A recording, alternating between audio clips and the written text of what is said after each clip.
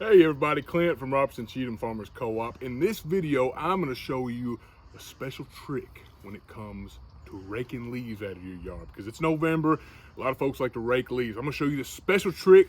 It's going to cut a lot of time off raking leaves. But before I do that, I need a rake. Would my lovely assistant mind handing me a rake, please? I said rake, not snake. But if you insist, we'll do this video on snakes. Bring him on in here. Bring him on in here. All right. So, y'all, we did a video a couple years ago about snakes, and we know how much you enjoyed that video. And let's see, that snake in that video, that was a banded water snake. The snake we have with us today, this is called a chicken snake. Obviously, he is non-venomous, and he is native to the state of Tennessee. The proper name for them, they call them rat snakes or gray rat snakes. But used to, they got the name chicken snakes. The old timers, they call them chicken snakes because a lot of times you'd find them in your chicken houses and they could eat chicken eggs or even baby chicks. But just to give you some reference, these snakes can get up to 6 feet long. I almost dropped him. 6 feet long. He's probably, he's at least 3 feet, probably a little bit longer than 3 feet, maybe 3.5. So he's decent size. He's an older snake. He's been around a little while.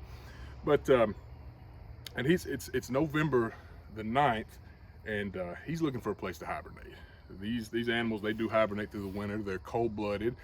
All reptiles are cold-blooded, so they like to use the sun and the temperature to stay warm to keep their body temperature at the right figure. So he's looking to hibernate. If it was warmer outside, he would even be squirmier than this. But anyhow, you know, snakes get a bad rap. They just do. They're not as evil and malicious as people make them out to be. And, you know, I understand someone that's not raised around snakes, I understand being creeped out by them maybe just because of their body composition. Look at the way he slithers through my fingers. But they're fascinating creatures. And I've heard people say, well, what is the purpose of snakes? How do they serve any purpose? And I'm going to give you a tangible figure today from some data that was done in a study to talk about the purpose of these snakes and the great purpose that they do serve.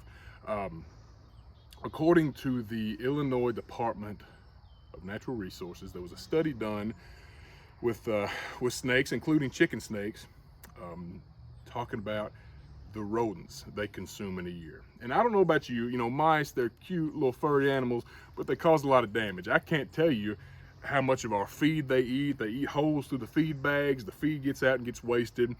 They'll pull the insulation out of your walls, chew through wire, and they can be very destructive sometimes. So any kind of rodent eradicator I like to have around, and these are wonderful eradicators because in the study, they said a normal sized chicken snake can eat up to 9 pounds of rodents in a year.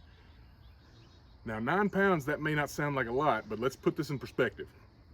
A normal mouse typically weighs 0.75 ounces. And when you do that mathematical conversion from ounces to pounds, the 9 pounds, that comes to 192 mice per year consumed by these. 192! You take 10 of these rascals and have them around your property, it's over 1,000 mice a year consumed by these babies. So that's a wonderful tool to have because, like I said, mice can be very destructive. So if we have a natural predator to keep their population in check, that's a wonderful thing.